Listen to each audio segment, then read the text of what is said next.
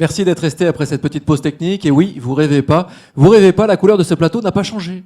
Et oui, elle n'a pas changé. Normalement, elle passait du vert au rose. Mais remarquez bien, nos verts sont passés du vert au rose.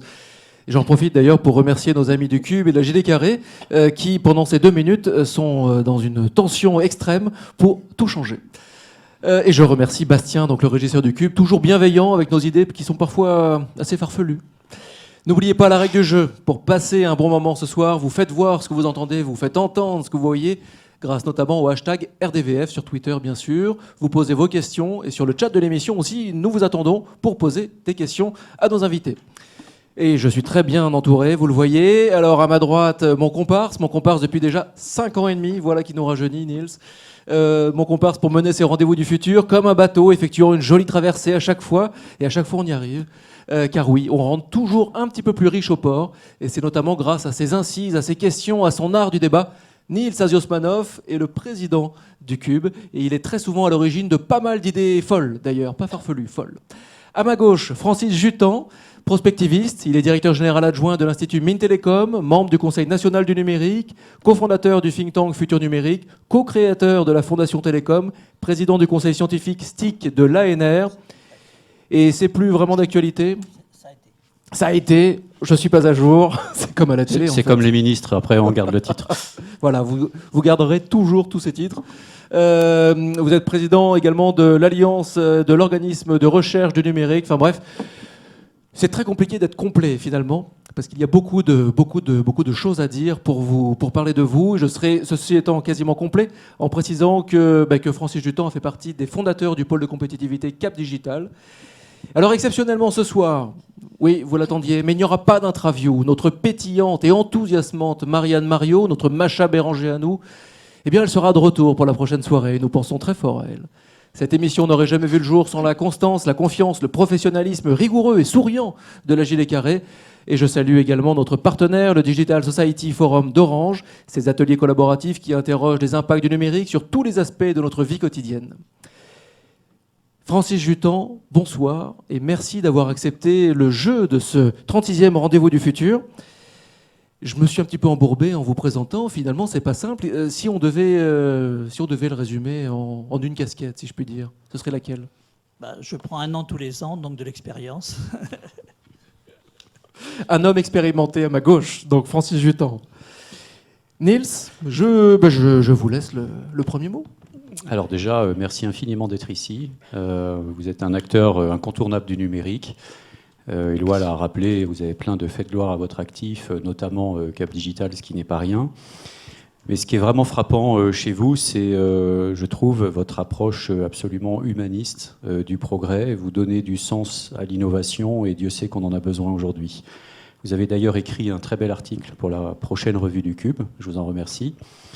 Et puis, il y a un petit institut que je crois vous connaissez, l'Institut Mintelecom, et il y a une actualité actuellement que vous connaissez sans doute, c'est donc la semaine de l'innovation qui se passe actuellement à Télécom École du Management, Télécom Sud Paris, et dont le Cube est un des partenaires très actifs. Et vraiment, on s'en réjouit énormément parce que on est convaincus ici, et je pense vous aussi, que l'innovation et la création ont beaucoup à apprendre mutuellement et à faire ensemble dans justement toute cette ère de progrès qui s'annonce. Il y a un hashtag d'ailleurs à suivre pour nos amis derrière leur écran, Week Innov 2015.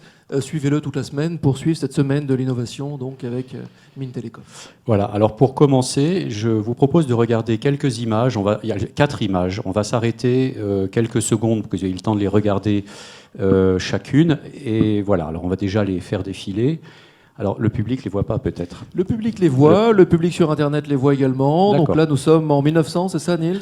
Ah oui, alors pardon. Donc, nous voyons défiler les images. Ce sont des images qui représentent ce que les gens imaginaient de l'an 2000 en 1900.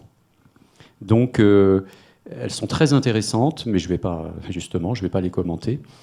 Donc on voit un petit peu, on prend le temps de les regarder. On voit des scènes de vie quotidienne, plus ou moins. Oui, des scènes de vie quotidienne avec des choses qui ressemblent à des robots, à de la mécanisation.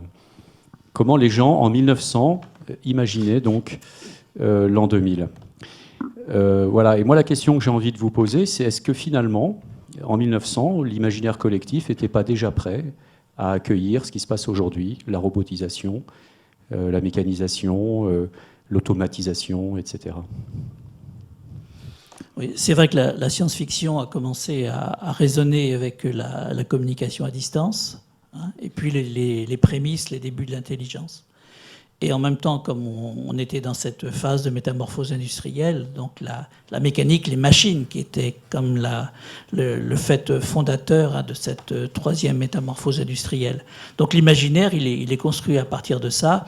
Et évidemment, il est passé bien à côté de beaucoup de choses qui sont passées depuis, parce qu'heureusement, la création et l'innovation sont toujours plus fécondes que l'imagination, qui, elle, finalement, est porteuse des valeurs d'une société. Justement, cette mécanisation était la promesse d'un monde meilleur, abondant, émancipateur. On ne l'a pas vécu, mais on sait que, par exemple, sur les expositions universelles, les gens se pressaient. Il y avait un monde fou pour se précipiter, si je puis dire, dans cet avenir qu'on était en train d'imaginer et de commencer à construire. Et puis, il y a eu des crises économiques, et puis il y a eu des guerres mondiales. Alors, je ne veux surtout pas plomber la soirée, mais est-ce que l'histoire peut se répéter d'une certaine manière ? On n'a pas beaucoup d'exemples, en fait. On a des formes qui peuvent se répliquer, mais l'histoire se répète rarement. Cette période, tout de même, cette période de développement industriel, elle nous a apporté énormément de progrès. Énormément de progrès. Et effectivement, bon, même si les guerres mondiales ont amené de la destruction, mais elles ont placé à chaque fois sur une orbite plus élevée cette société de progrès, et qui nous a amené à un des faits dominants des décennies à venir, qui est l'augmentation de la population, qui va être, pour les prospectivistes qu'on est, une donnée extrêmement importante pour le futur. Mais peut-être que les crises économiques naissent d'un problème de redistribution de richesses. Aujourd'hui, on constate qu'il y a des concentrations très fortes. On y reviendra tout à l'heure. On va peut-être un peu vite, mais il y a des concentrations très fortes. Est-ce que là, il n'y a pas des questions qui se posent? Les crises économiques, si on était capable de planifier un développement économique, il y aurait peut-être moins de crises. Mais c'est des crises de jeunesse, c'est des crises de surchauffe, hein. Et comme elles ne sont pas maîtrisées, ça peut amener à des catastrophes, style la crise des années 20, etc. Mais à chaque fois, quelque part, la société industrielle a poursuivi son développement et a développé ses infrastructures qui sont extrêmement importantes, notamment les infrastructures de communication, d'information. Là, je vais juste appuyer sur pause pour essayer de revenir. Et là, je pense, commettre un web délit. Je vais faire du spoiler. Vous avez écrit un article, un long et bel article pour la revue du Cube qui n'est pas encore sorti, qui va arriver le 10 décembre, à partir du 10 décembre. D'ailleurs, il y aura c'est à caler dans vos agendas, une soirée spéciale de lancement de la revue du Cube, ici au Cube. C'est un article autour des différentes métamorphoses. Vous analysez toutes les métamorphoses qui se sont succédées pour jalonner le parcours de l'humain. Est-ce qu'on peut juste essayer de revenir sur les grandes métamorphoses? Il n'y en a pas non plus 36, puisque vous en identifiez finalement 3, et la 4e, on va en parler un petit peu plus tard. Mais en gros, en 1900, comment arrive-t-on déjà à penser ce futur en 1900? D'abord, hein, ce modèle en métamorphose essentielle n'est pas de moi. Hein, je l'ai pris dans un certain nombre de travaux de prospective de Thierry Godin et tous ceux qui sont inscrits dans sa lignée. Ce qui est très important, c'est de comprendre comment ces métamorphoses, à la fois structurent, apportent de nouvelles couches de développement de notre société, sédimentarisent les couches précédentes et préparent le futur. Par exemple, la fin de cette période que les prospectivistes appellent agriculture-élevage, qui se déroule pendant 5-6 000 ans, etc., se termine par le siècle des Lumières qui jette les bases de la future métamorphose industrielle. Donc c'est en ça que c'est intéressant d'étudier ces métamorphoses. Et effectivement, les vraies métamorphoses, il n'y en a pas énormément. Et en fait, elles se rapprochent Elles sont de aujourd'hui. plus en plus courtes, finalement. Alors, c'est effectivement peut-être une question qu'il faudrait approcher doucement, hein, ce problème d'accélération et peut-être de singularité. Mais c'est vrai que la première métamorphose, celle des outils, du feu, c'est toute la préhistoire. Celle de l'agriculture-élevage, où on commence à pouvoir s'installer et donc thésauriser, hein, à tous les niveaux, les biens, la culture, l'organisation, ce sont les grandes civilisations, les grands empires, et ça se déroule jusqu'à l'arrivée jusqu'au XVIIIe siècle, l'arrivée de la métamorphose industrielle. Et après, en 2 siècles et demi, on a créé un développement industriel très fort. On a créé aussi... Et d'ailleurs, l'économie suit, puisque la métamorphose industrielle crée le secondaire, les activités secondaires, et ensuite évolue dans cette société de services et de consommation et de services, hein, qui crée le ternaire. Et on arrive assez vite maintenant, effectivement, en s'appuyant sur les infrastructures industrielles qui ont été créées, à cette convergence du numérique qui donne une nouvelle fonction possible pour notre société, cette hypertrophie de l'information, de la communication, qui va nous permettre d'agir différent et de complètement modifier notre société. La troisième métamorphose, en gros, donc la première, là c'est la toute première, c'est le feu. Après c'est l'élevage. Les outils, l'apprentissage, hein, le début. La seconde, c'est effectivement, on peut se poser et commencer à transmettre, à s'organiser et à thésauriser beaucoup de choses, et ça se déroule sur des millénaires.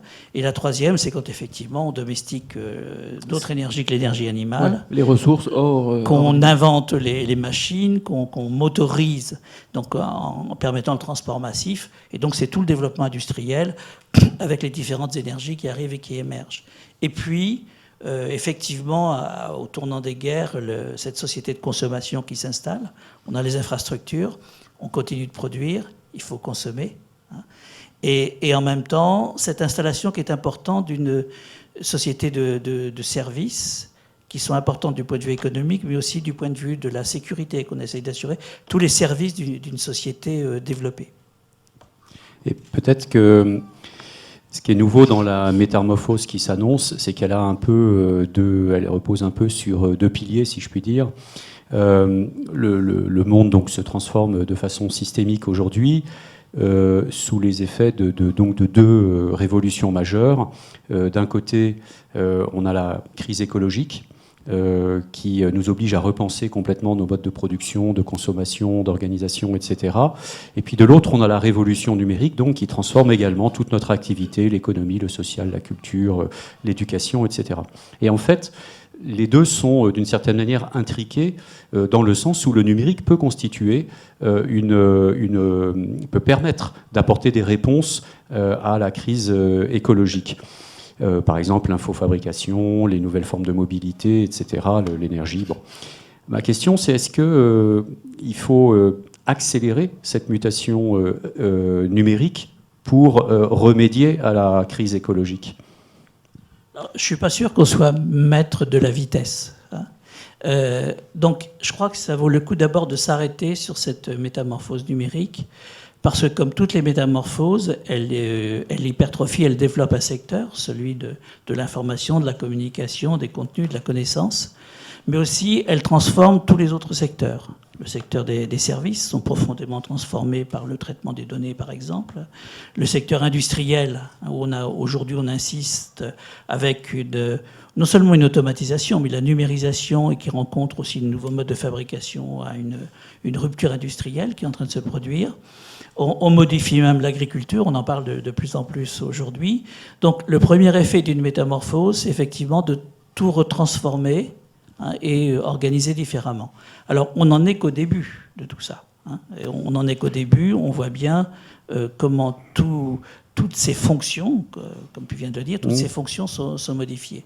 Mais ce n'est pas tout, et je vais y revenir pour la suite. Je laisse dérouler. Non, donc c'est vrai qu'on pourrait passer une émission entière, mais c'est pas la peine. D'ailleurs, tu avais fait une intervention l'autre jour sur tous les impacts aujourd'hui du numérique. Je pense que tout le monde en est convaincu, hein. Et simplement, il faut que ça se déroule, qu'on absorbe tout ça, et quand je dis toutes les fonctions, la fameuse ubérisation, qui n'est jamais que la numérisation d'une fonction d'intermédiation, d'une rencontre, d'une offre et d'une demande. Mais il y a aussi toute l'automatisation, les données qui sont le véritable système sanguin de toute la société numérique, le cerveau universel qu'on est en train de développer. Donc tout ça est très important, mais ce ne sera pas tout. Et c'est là où ça devient aussi intéressant de comprendre que cette métamorphose numérique est différente en nature des autres parce que c'est une métamorphose cognitive. On va en parler, mais quand même, j'ai déjà pour réagir sur ce que tu viens de dire. Aujourd'hui, on est en plein dans la COP 21. On est tous conscients, en tout cas, il y a une prise de conscience aujourd'hui globale sur la problématique écologique et que peut-être même d'une 6e extinction de masse qui démarrait dans le courant du siècle. Enfin, certaines études en parlent. Enfin, en tout cas, il y a une vraie nécessité à prendre ce problème à bras-le-corps. Ouais. Et on peut quand même, toi qui es un observateur, je dirais, de premier rang des transformations de la société, alors je vais poser la question autrement, est-ce que tu trouves qu'aujourd'hui, tu dis on ne peut pas maîtriser l'accélération, mais on peut quand même agir différemment. Et est-ce que tu trouves qu'aujourd'hui, cette prise de conscience est suffisamment perçue par les décideurs, précisément, et qu'on fait tout ce qu'il faut pour... Je pourrais dire qu'elle est perçue par les décideurs, parce que je ne sais pas combien de présidents vont se rassembler à Paris pour la COP 21. Plaisanterie mise à part, je pense que du point de vue du prospectiviste, cette crise du carbone, des ressources naturelles, c'est la conséquence du développement industriel, donc la précédente métamorphose. Et cette métamorphose correspond à quelque chose de très important. On passe d'un moment où, dans la période précédente, on vivait avec la nature, on utilisait ses ressources, on l'adaptait, on la consommait, et à partir de la métamorphose industrielle, on la transforme. Et par exemple, l'emprise des villes, c'est quelque chose de tout à fait significatif au niveau de l'utilisation des terres. Et on commence là, du coup, à la transformer. Et avec effectivement la société de consommation, à consommer sans limite. Bon. Donc ça, plus cette augmentation de population qui devient un phénomène vraiment important pour la suite, puisqu'on parle de 10 milliards à 2050, tout ça fait qu'il y a effectivement un problème écologique. Et 10 milliards qui voudraient vivre tel que les pays riches vivent, c'est 17 planètes à la fin de l'année, donc on sait que c'est pas tenable. Oui, alors quand c'est pas tenable, c'est pas tenu. Donc ça veut dire que petit à petit, on a besoin de cette prise de conscience, et on va faire des transformations de façon plus ou moins harmonieuse. Parce que ces contraintes écologiques, elles s'imposent à nous. Donc ça va se faire avec plus ou moins de douleur selon que l'on anticipe ou pas. Et selon notamment comment on travaille notre nos valeurs conscientes d'aujourd'hui et inconscientes sur la société de consommation. On a de la peine à freiner la consommation, parce qu'on consomme tous. Donc là, effectivement, il y a un travail de prise de conscience qui demande, de mon point de vue, de s'intéresser beaucoup plus qu'on ne le fait à comment fonctionne notre société. On va arriver donc à ce que tu évoquais tout à l'heure, cette rupture cognitive. Avant ça, je voudrais pointer une ou deux choses qui sont plus pour te faire réagir un petit peu sur ce qui se passe en ce moment. On voit par exemple que les GAFAMA ou les Natu, c'est le dernier mot à la mode, Netflix, Airbnb, Tesla, Uber, ont acquis en quelques années des surfaces financières qui sont supérieures à des États. Le chiffre d'affaires d'Apple cette année, par exemple, avoisinera les 240 milliards de dollars. C'est 2 fois le PIB du Maroc. Uber a tout juste 6 ans et pèse 51 milliards de dollars. Qu'est-ce que ça t'inspire, ces fulgurances ? Ça m'inspire d'abord qu'ils se débrouillent bien. Qu'ensuite, peut-être que ça va finir par de la charité, comme Microsoft. Ils se débrouillent bien, mais je constate que tu es plutôt critique sur la surconsommation. Donc, parce que là, c'est encore des modèles de... C'est des modèles de consommation exacerbés par la puissance du numérique. Exactement. C'est encore l'ancien monde, d'une certaine manière. C'est tout à fait l'ancien monde.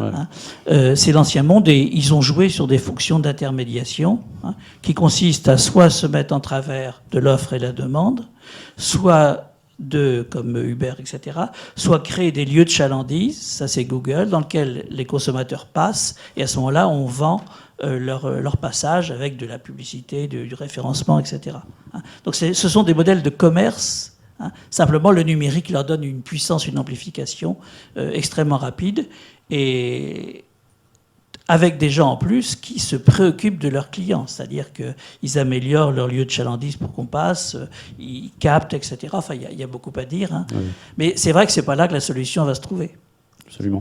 Alors, une chose que je voulais pointer, donc on voit que là, finalement, cette révolution numérique, elle est poussée par une demande sociale extrêmement forte. 67% des Français, par exemple, pensent que la robotique peut améliorer leurs conditions de travail, alors qu'en fait, on sait par ailleurs qu'elle pourrait détruire 40 à 70% des emplois d'ici 20 ans. Donc, qu'est-ce que t'inspire ce paradoxe ? On y travaille justement, on a une saisine là, du ministre de l'Emploi sur ces problèmes-là au Conseil national du numérique.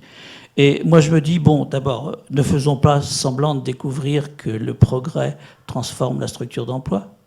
C'est les ludites, les néoludites, et Schumpeter, ça se répète, quoi. Voilà. etc. Et ce qui est remarquable, c'est qu'on a le choix devant ces transformations entre plusieurs attitudes. Il y a une attitude qui est de se résigner. Il y a une attitude qui est plus intelligente, me semble-t-il, qui est celle que j'appelle la coévolution. C'est-à-dire comprendre que travailler par des machines en substitution, c'est quelque part, au bout d'un moment, tuer l'évolution et la créativité. Et ça, on commence à avoir des réflexions là-dessus, des observations sur le sujet. Et puis, il y a surtout dire, on peut faire une industrie qui préserve plus d'emplois, qui est plus créative, qui va créer plus de richesses. Et même si un certain nombre d'emplois diminue, eh bien, on a la possibilité, et c'est ça la faculté humaine, de créer une nouvelle richesse. Quand on a créé Hollywood, on a créé des centaines de milliers d'emplois dans le monde. Quand on était... j'ai un ami économiste dans la salle, je ne vais pas dire de bêtises sur le nombre de personnes qui travaillaient, qui vivaient de la terre, il y a un siècle et maintenant. Et entre-temps, eh bien, on a créé de nouvelles activités. Donc moi, je trouve que l'activité humaine, c'est quelque chose qui se choisit. La création de richesse, c'est quelque chose qui se choisit. Donc, quelque part, le chômage, c'est quelque chose qui se choisit. Quelque part, on choisit de subir, on choisit d'agir pour que les compétences humaines soient employées, la créativité humaine soit employée. Et pas seulement la créativité des plus entreprenants, des innovateurs, des plus entreprenants. On a vu un excellent exemple de créativité avant. Et le problème, tout comme un artisan sait faire beaucoup de choses, eh bien, je crois qu'il faut chasser ce terme d'emploi non qualifié, qui est une horreur du point de vue d'un humaniste, des emplois non qualifiés. Et petit à petit, pour être intelligent dans l'industrialisation, dans l'évolution de l'industrie, développer une forme d'école française, européenne, avec l'homme dedans. En fait, c'est exactement le mot que j'attendais, parce que c'est l'éducation, finalement, qui est la clé un peu de cette transformation. Pour que les gens, justement, soient créatifs et aillent vers une autre forme de rapport au travail, encore faut-il qu'on leur ait donné des clés pour y aller, quoi. Mais c'est une condition nécessaire, mais pas suffisante. Et d'ailleurs, on voit bien, dans notre société, on pousse... on dit qu'il faut qu'il y ait tel pourcentage de la population qui accède au bac, tel pourcentage qui fasse l'étude supérieure, etc. Mais encore faut-il se donner les conditions ensuite pour que, non pas que l'on ne forme pas des générations de frustrés parce qu'ils ne vont pas trouver leur travail, mais que l'on leur donne la possibilité et qu'on crée les possibilités. Et ça ne concerne pas que les jeunes, ça concerne aussi les vieux, pour créer ces nouveaux domaines de création de richesse qui... Justement, pour rester sur l'éducation, que penses-tu de ces nouvelles écoles qui ouvrent comme le 42 ou Saint-Plon ? 42, il y a eu cette année, je crois, 100 000 candidats, ce qui est énorme. Comment tu perçois ça, toi qui connais bien ? Je pense que c'est un besoin de régénération de la façon dont on conçoit l'éducation. Donc, qui a des vertus, parce que ça a créé beaucoup d'excellence, mais on se rend compte qu'il y a d'autres façons de faire. Et quand on regarde les différentes expériences qui sont nées dans l'éducation nationale par des profs par-ci, par-là, etc., qu'il y a énormément, qu'on a un système finalement qu'on a optimisé, mais qui se trouve très contraint et maintenant en grande partie désadapté. C'est ce que disait Henri Verdier, que tu connais bien, qui disait justement qu'on a taylorisé l'accès à la connaissance. Et d'où la difficulté à immiscer des choses nouvelles dans ces processus hyper optimisés. Et nous, on l'a vécu ici au Cube avec le laboratoire d'éducation numérique qu'on a créé il y a 8 ans et qui a fait tout un tas de projets passionnants. Et c'est vrai que c'est difficile aujourd'hui de s'insérer, c'est vraiment le mot, de s'insérer dans le programme d'un enseignant qui, par ailleurs, lui, peut avoir une créativité, beaucoup d'envie, d'appétit pour aller vers tout ça, quoi. Donc c'est le système, c'est pas évidemment les enseignants qui sont en cause. Mais là, on atteint au bout d'un moment le problème des valeurs. C'est-à-dire que si on veut résoudre des problèmes, y compris celui des problèmes de transition écologique et autres, je pense qu'il faut s'attaquer aux valeurs qui sont les valeurs qui ont sous-tendu la société industrielle. Et quelque part, je crois qu'il faut réaliser que la coopération maintenant est supérieure à la compétition. La compétition nous a permis d'être créatifs, d'imaginer beaucoup de choses, et on se rend compte maintenant que cette valeur a aussi ses limites. D'abord parce que on est dans une société de connaissances. Il faut qu'on forme, qu'il y ait un partage de connaissances, création de connaissances de masse, et on en est toujours à l'excellence avec un petit nombre, parce qu'on ne peut pas avoir des millions d'excellence, et plus, on dit plus de l'excellence. Quelque part, notre système de valeurs n'est plus adapté. Il faut passer de la consommation de masse à la production de masse, mais je te laisse. La production de masse, on y reviendra, si tu veux bien. Juste une petite incise sur l'apprentissage. Il y a Dominique Cardon qui, dans un dossier de notre partenaire, le Digital Society Forum d'Orange, consacré à l'apprentissage, Dominique Cardon dit « S'il reste un enjeu qui semble encore bien absent des politiques éducatives, c'est celui d'une éducation numérique qui ne se contente pas de mise en garde responsabilisante et de compétences manipulatoires, mais d'une capacité à fabriquer le numérique. » Et il finit par contre le savoir presse-bouton, il importe d'inventer une société dans laquelle tous et chacun soient capables et aient envie de fabriquer des boutons. Mais est-ce que l'apprentissage doit forcément passer par l'apprentissage du code, l'enseignement du code? Est-ce que tous les enseignants devraient se mettre au code? Est-ce que le code, finalement, est un passage obligé? Vu le nombre d'amis informaticiens que j'ai, je serais tendance à jouer joker. Oh, c'est pas très fair-play, ça. Non, je pense que je lisais l'ECAM à Toulouse, à une école, qui s'intéresse effectivement à des personnes en difficulté, même des décrocheurs, pour les former, pour rentrer ensuite dans des usines toulousaines, etc. Et ils expliquaient qu'au départ, pour former des objets, dont des tourneurs, etc., ils les faisaient travailler sur des machines non numériques, de façon à percevoir, à concevoir et percevoir. Et puis ensuite, il les formait sur des machines numériques. Donc je pense que le numérique, il ne faut pas c'est un outil puissant de transformation. Il ne faut pas en faire la panacée. Il a ses limites. L'automatisation sans conscience, ça a des limites. Un banquier si on a des crises, c'est parce qu'au bout d'un moment, à force d'automatiser un certain nombre de choses, on perd les sensations, quelque part, des métiers. Et ça, ce que je dis, c'est Stigler qui le dit très bien. Donc, c'est vrai que le numérique, il faut le prendre comme un extraordinaire destrier pour avancer dans la société future. Mais je ne sais pas si tout le monde doit comprendre comment une voiture automatique fonctionne pour pouvoir ensuite l'utiliser dans le futur. Donc qu'il y ait une perception du monde numérique, une compréhension du monde numérique, ça me semble extrêmement important. Et ensuite, il y a des gens qui vont le pratiquer à différents niveaux. Et certains en auront une perception par le code, et vont devenir des codeurs géniaux, on en a besoin, et d'autres vont l'avoir d'une autre façon, plus interactive, plus humaine, plus gestuelle. Le numérique permet de faire autre chose que du code, il permet de faire beaucoup, beaucoup de choses. Comme on l'a vu d'ailleurs avec Litter of Light, où finalement le numérique, c'est juste une nouvelle pratique, une accélération de nouvelles pratiques. J'ai envie de vous proposer de jouer à un autre petit jeu, le jeu de la résonance. Alors la résonance, c'est tout simple. Il faut raisonner. Voilà, il faut juste raisonner. Il faut juste déjà. regarder.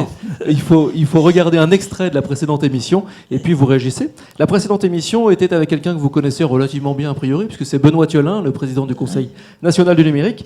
Il était avec Ismaël Lemouel, qui est le président d'Helloasso et le cofondateur de Helloasso d'ailleurs. Enfin, il est forcément dans l'ère du partage, cofondateur de la Social Good Week. Et vous vous souvenez, le 5 novembre dernier, nous avions une émission spéciale Social Good Week. Il répondait à une question autour de... Ben, je vous en dis pas plus, c'est une question de mon comparse. Donc, à tout de suite.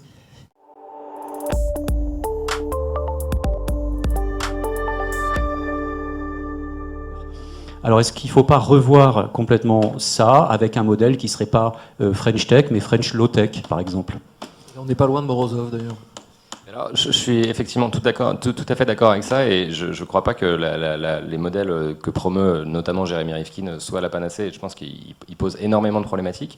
En revanche, ce qui me paraît important, c'est que cette connexion au réseau, elle est déjà low-tech. C'est-à-dire que vous avez Facebook en Afrique sur des Nokia 3310. Et vous avez ça dans tous les pays du monde. Aujourd'hui, la moitié des gens qui sont connectés à Internet sont sur Facebook. Donc, la question que vous posez est intéressante, mais je pense que le fond de tout ça, c'est de se poser la question: est-ce que nous sommes simplement connectés à ce réseau, ou est-ce que nous sommes tous connectés les uns aux autres via ce réseau? Et du coup, si on pense ça comme ça, on n'est pas en train de se demander si on va produire sa propre électricité pour le réseau. On se demande juste comment faire, d'une part, pour connecter un maximum de gens à ce réseau, et de façon la plus low-tech possible, parce qu'on sait bien que dans beaucoup de pays, c'est extrêmement low-tech et ça va le rester. Avec un petit souci qui est qu'on sera 9 milliards d'ici la fin du siècle, et qu'il faudra arriver à faire vivre tout le monde, et avec les problèmes environnementaux qu'on connaît, etc. Donc l'idée de ces plateformes qui peuvent permettre de faire des gains écologiques énormes avec des investissements initiaux, par exemple Rifkin chiffrait à 2000 milliards de dollars l'investissement dans les infrastructures smart grid rien que pour les États-Unis. Donc on voit que c'est des investissements colossaux pour des gains derrière écologiques, par exemple, qui peuvent être très importants, ou même sociaux. Mais on va être 9 milliards bientôt, donc comment, même si on est connecté, est-ce qu'on va résoudre ces problèmes-là ? Alors, comme vous le soulignez, toutes ces hypothèses reposent sur des investissements massifs. Il n'est pas du tout clair en réalité que les États vont les faire. Monsieur Stiglitz le soulignait à l'instant, c'est que tout ça n'arrivera que si les États investissent de façon massive. Quand on voit l'état d'endettement des États, je ne suis pas sûr que c'est pour. Mais Google pourrait le faire.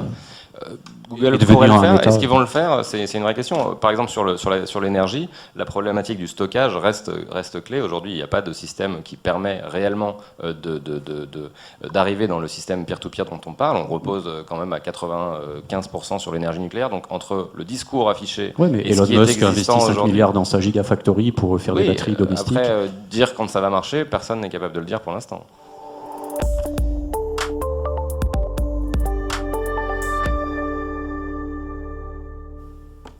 Francis, une réaction à ce... Je ne suis pas sûr d'avoir compris l'échange, mais ça n'empêche pas de réagir. Nils, tu voulais dire quoi à travers les questions autour du low-tech? Non, mais je pense qu'il y a une petite remarque. Quand on dit Google peut le faire, si Google le fait, c'est qu'on s'est organisé pour qu'effectivement, il nous prélève un peu d'argent régulièrement et qu'il le réinvestisse ensuite. On n'est pas obligé de passer par Google pour ça. Un petit détail. Autrement, c'est vrai que le système... Alors, le système c'est évidemment important pour l'humanité qu'on constitue ce système nerveux, qu'on développe ce système nerveux de l'Internet, parce qu'il permet d'accéder à la connaissance, d'échanger, de communiquer. Ça ne veut pas dire qu'une fois qu'on a le système, on peut l'utiliser pour faire Facebook. On peut l'utiliser pour faire un tas d'autres choses. Donc il y a le problème derrière, qu'est-ce que l'on fait de tout ça? Donc c'est pour ça que notre système, on est dans une société à une sorte de carrefour de confluence qui est extrêmement intéressante. On a parlé de la métamorphose numérique qui va bouleverser toute la société. Cette métamorphose cognitive va aussi être extrêmement importante parce que, en modifiant les conditions d'accès, d'échange d'informations, on est en train de petit à petit modifier complètement notre structure cognitive. D'abord parce que elle était fondamentalement portée par un fonctionnement que j'appellerais online, où à partir de toutes les connaissances qu'on emmagasinait, etc., on est capable de réfléchir, d'agir. Et puis ensuite, offline, de continuer à apprendre, d'aller chercher de l'information, etc. Aujourd'hui, les conditions du online changent puisqu'on peut avoir accès très très rapidement à beaucoup d'informations. Donc déjà, on a une première évolution. Ce n'est pas forcément les mêmes types de compétences qui vont nous structurer cognitivement.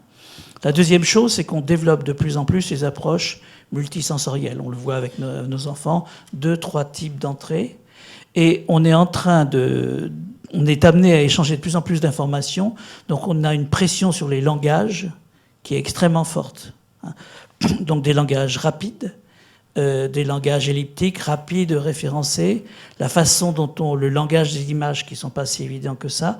On a donc là une modification cognitive très forte dont on voit les effets dans mon discours aujourd'hui. On multiplie les fautes de français, etc. allègrement. La troisième transformation cognitive est liée à la conscience du passé et du futur, puisque avec les contenus, on a une présence très très forte du passé. On a la possibilité de plus en plus de jouer l'avenir, de le simuler. On a une transformation de l'espace qui est liée à l'accès à distance très, très rapide. Donc tout ça va petit à petit transformer notre bain cognitif. Et j'y rajouterai aussi l'autre problème qui est tout à fait intéressant de l'intelligence artificielle.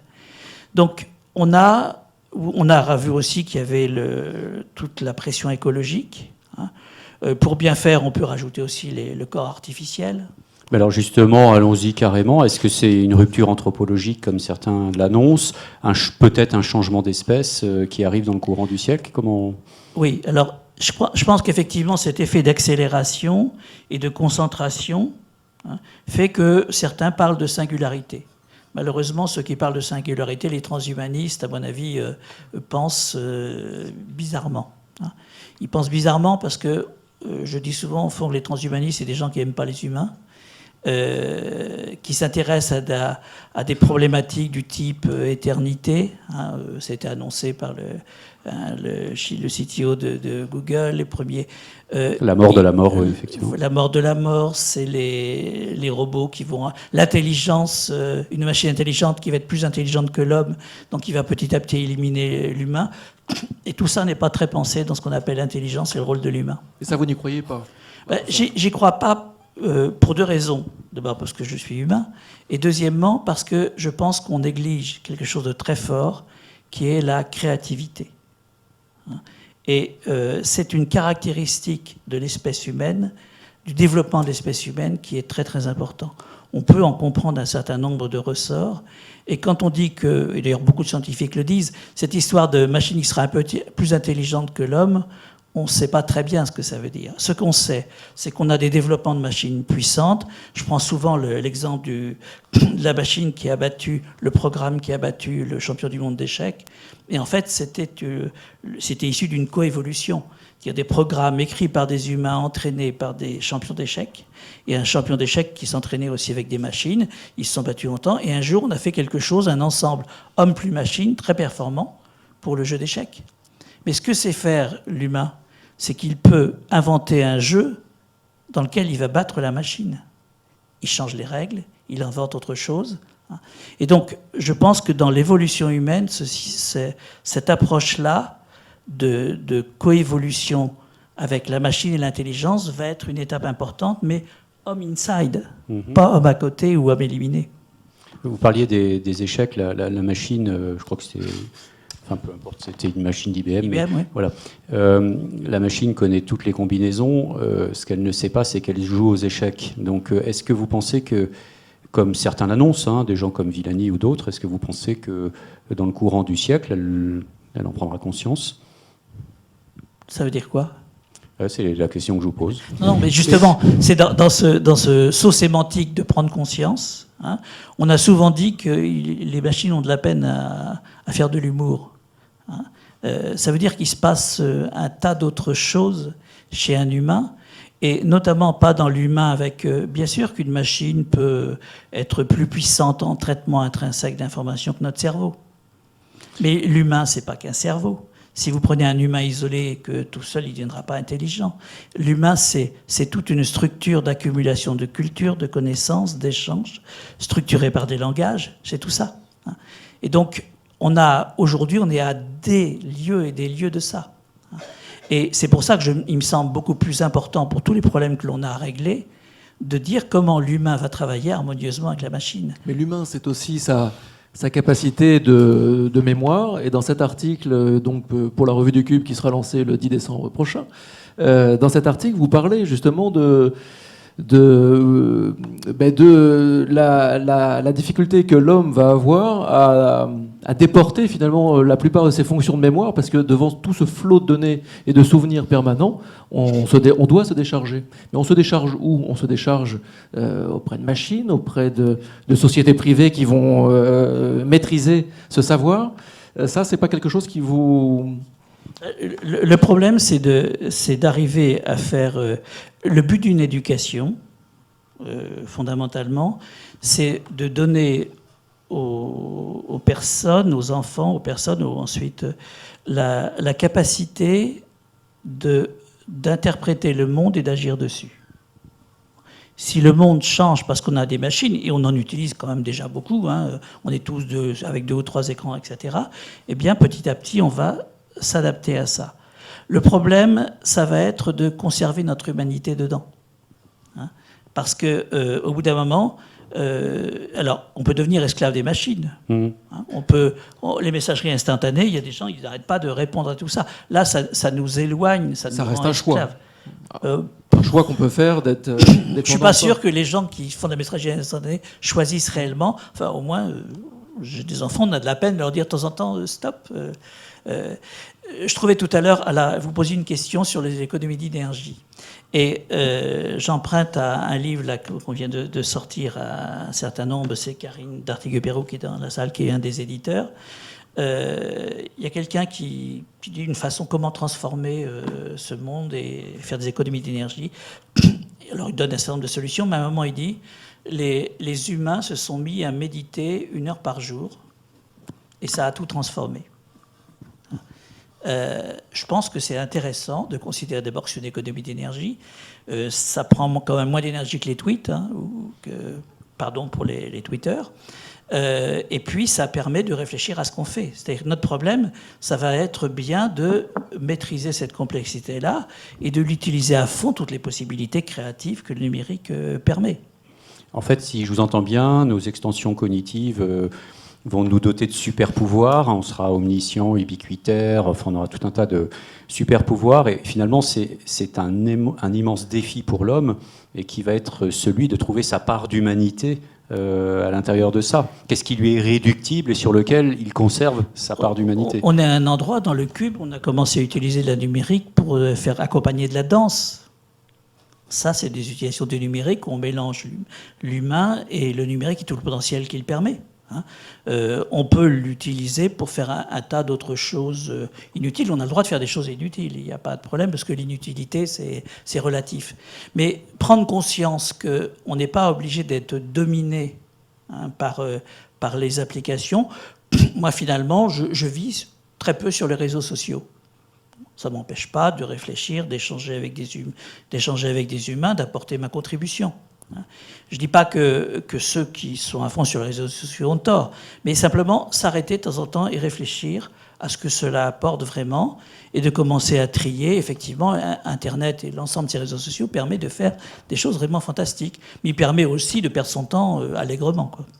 J'aurais revenir sur une question peut-être très bête, mais on parlait tout à l'heure donc de la singularité et donc des transhumanistes, des post-humanistes, enfin ceux qui sont dans cette idée-là. Est-ce que vous ne croyez pas que, quand même, de la même manière qu'il fut un temps où on rêvait à l'idée de traverser les océans, qu'on ne savait pas ce qu'il y avait derrière et ça, on imaginait, on ne savait pas quoi, il fallait aller voir. Est-ce que vous ne croyez pas qu'aujourd'hui, notre imaginaire se projette dans la conquête de l'espace, dans l'idée d'aller voir d'autres planètes, et que on sait que pour aller sur d'autres planètes, il faut résoudre quelques petits problèmes assez complexes, comme par exemple tout simplement la durée du voyage et justement l'humain. Bon, bref, est-ce que quelque part il n'y a pas un peu, de manière tout à fait peut-être inconsciente, j'en sais rien, hein, tout très science-fictionnesque, mais cette idée que l'humain doit se transformer, en tout cas dans sa biologie, pour pouvoir faire ces voyages du futur, quoi. C'est un du futur possible, mais je pense que comment dire, on est effectivement dans une phase d'accélération des transformations, des métamorphoses, de convergence d'un certain nombre de possibilités. Donc on est dans une phase de singularité. Mais en même temps, il y a des domaines sur lesquels on est extrêmement lent. Singularité, juste pour préciser, pour ceux qui nous écoutent, est-ce que ça veut dire que c'est un point de non-retour, c'est-à-dire qu'à un moment donné, on passe... Disons de transformation, hein, c'est-à-dire que l'ensemble... Alors, ce n'est pas les exponentielles de Kurzweil, hein, parce que... Les NBIC... Parce que, effectivement, ne serait-ce que rien que la loi de Moore, elle est déjà plus exponentielle, elle est quasiment terminée. Donc déjà, il y a des raisonnements pseudo-scientifiques qui s'appuient sur des choses... Mais simplement, il y a une accumulation de transformation qui fait qu'il y a une certaine quantité, une masse critique, hein, qui fait que notre société va se transformer. Mais derrière, je disais, il y a un point. Donc il y a d'un côté des choses qui s'accélèrent et il y a un autre domaine dans lequel on est extrêmement lent, qui est celui du partage des richesses, du partage de la culture, de l'intelligence, d'un certain nombre de choses. Et donc, on a beaucoup à faire sur ce sujet. Et là, c'est quoi? C'est qui agit sur le partage des richesses aujourd'hui? Qui peut agir? Disons que on peut déjà désaccélérer ou décélérer sur le partage de richesses, parce que le problème, c'est que l'inégalité croissante dans le partage des richesses fait qu'on crée des objets inutiles pour que les gens qui gagnent beaucoup d'argent puissent le dépenser. L'obsolescence programmée, voilà, par exemple. Ou même, c'est marrant, parce que les montres, on fait des montres à complications, plus il y a de complications, plus c'est cher. Bon, à quoi ça sert, hein? Au bout d'un moment, on fait des Maserati pour les footballeurs, on fait tout ça, hein. Mais en même temps, c'est vrai qu'on a besoin de boussole, en fait. Et on a une boussole, enfin un cap qui doit nous guider. On parle de 10 milliards d'humains sur Terre. Si on veut que ça se fasse de façon relativement harmonieuse, on est obligé de prendre petit à petit un certain nombre de décisions. Ces décisions vont porter sur la gestion des ressources, mais elles vont porter des ressources essentielles, ce que j'appelle les biens de première ou de seconde nécessité, parce qu'il faut manger, se vêtir, etc. Mais elle doit porter aussi sur la création collective de richesses, pour que tous ces humains arrivent à fonctionner, contribuer dans une société. On pourrait même oser le mot s'épanouir. Donc là, on a un travail énorme devant nous. Et ça va nous prendre plus que quelques décennies. Donc la transformation, c'est, je pense, de dire, OK, il faut qu'on apprenne à vivre 10 milliards sur Terre, à vivre cette coévolution entre l'homme et le système planétaire. Et quand on ne saura plus la vivre, il faudra aller sortir de notre système planétaire. On a un peu de temps, je pense. Il y a cette intelligence artificielle qui arrive. Il faut travailler cette coévolution avec l'intelligence artificielle. Si on l'utilise bien, on a là encore une possibilité de développement de l'humain. Mais il faut réussir la troisième coévolution, qui est celle entre les humains, entre l'homme et la société. Et là, on peut l'aborder soit sous une approche plus spirituelle, plus croyante, plus éthique, laïque. En fait, on peut s'entendre un certain nombre là-dessus. Et si on veut que l'espèce, parce que finalement, ce qui rassemble beaucoup les gens, c'est la prolongation de l'espèce, c'est les enfants, etc. Et donc, si on veut que cette espèce continue d'évoluer bien, alors la destination, après, ça dépend des croyances personnelles, eh bien, on a un travail devant nous énorme à faire. Et vous, justement, parce que vous donnez quelque part, vous faites un tableau, si je puis dire, des solutions possibles, mais vous, personnellement, comment vous voyez ça? Est-ce que c'est aller plus vers la spiritualité, de la créativité? Quelles sont les valeurs que vous mettriez devant? Disons, pour rester œcuménique, je parlais tout à l'heure de méditer, c'est-à-dire se demander qui on est, où on va. Je parlais de la créativité, qui est une valeur puissante et qu'on a bridée dans nos développements optimisés. Combien de jeunes chez nous se plaignent que dans une entreprise, ils ne peuvent pas donner tout ce qu'ils ont envie de donner, hein. Et pour moi, l'idée qu'on va devenir tous autonomes, consultants autonomes, est une vaste plaisanterie. Vous ne croyez pas aux freelanceurs, au monde des freelanceurs? C'est un serpent de mer que depuis 20 ans, 30 ans qu'on entend. D'abord, les freelanceurs, ils travailleraient pour qui au bout d'un moment? Pour des entreprises. Entre eux. Donc il faut qu'on régénère l'entreprise. Cette idée de entreprendre, travailler ensemble, c'est l'idée importante, et c'est à l'origine du mot entreprise. Plutôt que d'être une série de consultants isolés qui vont se battre dans une jungle pour obtenir. Alors je ne dis pas que je pense que l'humain peut avoir plusieurs types d'occupations. Il peut travailler au sein d'une entreprise, il peut ensuite être... Mais du coup, excusez-moi de vous couper, du coup, cette structure juridique qui pourrait porter cette espèce de réseau de neurones de freelanceurs, je ne sais pas si l'idée est bonne, mais cette entreprise-là, dans sa forme juridique, est-ce qu'elle ne doit pas évoluer ou est-ce que peut-être qu'elle existe déjà et qu'il faut la... Il y a des chercheurs chez nous, dans une école, Mines Paris Tech, Blanche de Grestin, qui travaillent sur les objets sociaux d'une entreprise. Et elle dit, pour simplifier, l'entreprise est devenue une société, l'objet social, c'est effectivement le résultat de l'entreprise. Et puis il peut y avoir d'autres objets sociaux dans une entreprise, de développer les capacités de ses employés, de faire évoluer la nature des richesses en fonction d'eux. On peut imaginer d'autres objets sociaux dans une entreprise. Et avoir une forme de continuum entre des gens qui diront « moi je suis un freelanceur et je suis bien comme ça ». En général, c'est pas les moins performants, hein. Et puis d'autres... Ils sont agiles en général. Oui. Et puis d'autres qui disent, eh bien moi j'ai besoin d'une entreprise collective, d'avoir un collectif pour travailler dedans, m'impliquer, et je peux apporter dans cette entreprise. Donc que l'on ait... il faut se battre contre la désespérance. Hein. Donc le tableau noir, c'est les robots prennent notre travail et le service et le commerce, ça va être une série de freelanceurs. Bon, c'est pas... Pensons à nos enfants qui sont dans les lycées, etc. On ne leur brosse pas un avenir terrible. Alors que de l'autre côté, si on regarde, et c'est à ça que sert l'histoire, eh bien, on sait que les richesses évoluent, qu'il n'y a pas de limite à la création de richesses dans le monde. Une fois qu'on a compris ça, eh bien, on se dit peut-être qu'on pourrait être, nous, en France, eh bien, des créateurs de nouveaux types de richesses. Est-ce que vous pouvez juste préciser cette phrase, il n'y a pas de limite? C'est les richesses immatérielles dont vous parlez, parce qu'il n'y a pas de loi de Moore dans le monde réel. Donc, Oui. Ben, une fois, toute notre évolution, ça consistait à essayer d'augmenter notre efficacité de création de ces biens matériels de première nécessité ou de seconde nécessité. Hein. Et à partir de là, on a créé... Alors, la branche un peu inutile, c'est quand on a réussi à faire croire que l'important était d'acquérir des objets plutôt que d'en avoir l'usage. Hein. Mais il y a aussi tout le développement des services qui a été fait pour se prémunir contre des risques, contre tout ça. Et puis, il y a eu le développement du secteur des contenus, de la connaissance. Hein.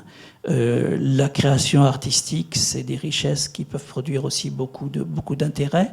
Et donc, bien sûr, il faut avoir ces biens de première nécessité pour que tout le monde puisse vivre, s'habiller, etc. Mais on peut créer de nouveaux types de richesses qui peuvent intéresser d'autres gens dans le monde, etc. Pour aller au bout de ma question, en fait, il y a des choses qu'on entend aujourd'hui, c'est que les infrastructures numériques peuvent apporter des solutions, par exemple à la crise écologique, énergétique, etc. On l'a dit, le smart grid, par exemple.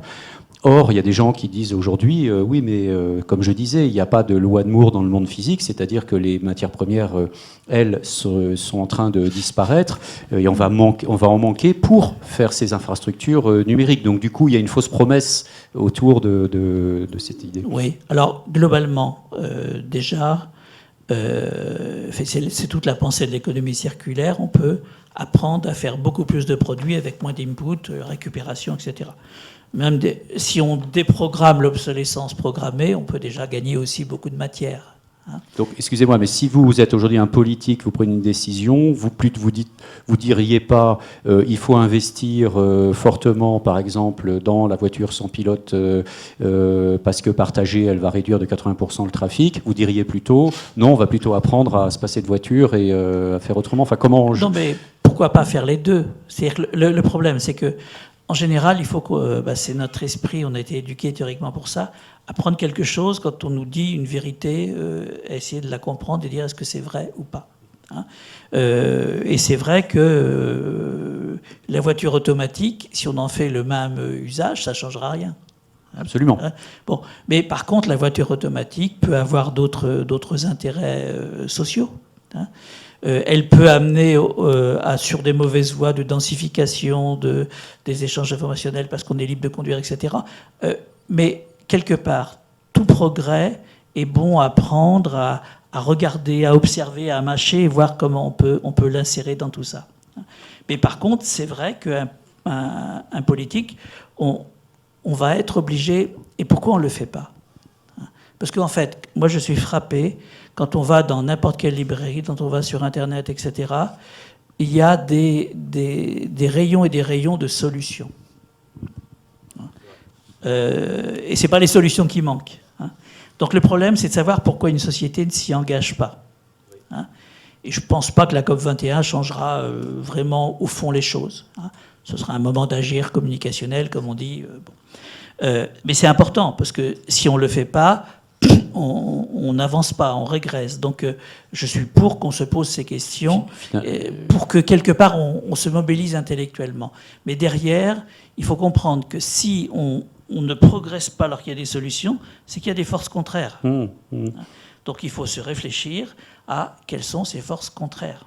Finalement, le problème, c'est pas la réponse au problème, les solutions au problème, c'est la diffusion des solutions au problème. C'est comprendre le milieu visqueux qui empêche que l'on progresse. Absolument. Je cite d'ailleurs, j'en profite pour citer un livre qui vient de sortir, que je recommande à tous chaudement. Ça s'appelle Made in India, le laboratoire écologique de la planète, c'est le dernier livre de Bénédicte Magnier, qui avait précédemment écrit 1 million de révolutions tranquilles, travail, habitat, argent, santé, eau, comment les citoyens changent le monde. Et elle montre qu'effectivement des solutions, il y en a partout dans le monde. On peut prendre la ville de Détroit, qui est un bel exemple aussi, qui sont des sortes de laboratoires du futur et dont on pourrait totalement s'inspirer pour changer le monde. Mais donc finalement, il faut pour bouger, il faut comprendre les forces contraires. Elles sont généralement issues des valeurs qui ont permis à la métamorphose d'avant de se développer, de resplendir. Mais il faut aussi... Oui, d'ailleurs, excusez-moi, c'est ce que vous disiez dans votre article. Vous disiez que finalement, l'hyperconsommation a été utile parce qu'elle a permis l'individuation. Oui, ce qui est intéressant. C'est parce qu'effectivement, l'individuation... Donc le fait que les individus peuvent se déterminer de plus en plus par eux-mêmes, sont moins déterminés par leur origine et appartenance sociale, c'est une des conditions pour libérer de la créativité. Hein. Donc j'allais dire à toute valeur quelque chose est bon, cette société-là nous a apporté aussi énormément pour la suite. Hein. Mais par contre, je pense que pour avancer, il faut avoir de la dynamique, de la fluidité, et ça veut dire, moi je ne suis pas pour une société de décroissance. Je suis pour une société, probablement pour les biens matériels, de maîtrise de ces biens matériels, parce que sinon on va en manquer. Mais par contre, je suis pour une société de croissance sur toutes les autres dimensions, de façon, parce qu'on s'adapte quand même beaucoup plus vite que quand on a des solutions, quand on a de l'espoir, quand on a des capacités. Donc je pense qu'il ne faut surtout pas entrer dans la morosité. Oui, parce que quelque part, un des phénomènes extrêmes, je dirais, de l'individuation, c'est les libertariens, par exemple. C'est-à-dire que c'est poussé à l'extrême l'idée de c'est moi, je m'exprime et je suis libre. Et... Mais ça, c'est plutôt de l'infantilisme que de l'individuation. Absolument. Merci beaucoup, messieurs. Finalement, on a pas mal parlé de low-tech. On pensait qu'on n'allait pas trop en parler, mais finalement on en a parlé beaucoup. Sur Twitter, vous avez été nombreux sur le hashtag RDVF et nombreux également à saluer les dessins. Merci beaucoup à Émilie, à Coralie d'avoir live sketché cette émission. Et donc vous retrouverez un petit clip réalisé par Jérémy lors du prochain Rendez-vous du futur. Il me reste donc à vous remercier à nouveau d'avoir été à mes côtés pour ce 36e Rendez-vous du futur. Merci aux coproducteurs, la JD Carré, le Cube, l'agence Triple C, à notre partenaire, le Digital Society Forum d'Orange. Merci à vous, qui êtes de plus en plus nombreux à nous suivre, à nous encourager. Et, comme d'habitude, prenez votre agenda, évidemment, quelques petites notes. En décembre, le Digital Society Forum organise des ateliers à Grenoble et à Strasbourg. Un conseil, allez vite sur le site du Digital Society Forum pour tout savoir. C'est un nouveau site d'ailleurs. Allez-y, vous retrouverez tout et bien plus. Le 10 décembre, vous avez rendez-vous ici même pour la revue du Cube. Et puis, il ne me reste plus qu'à vous dire à bientôt ou à tout de suite sur les réseaux. Merci.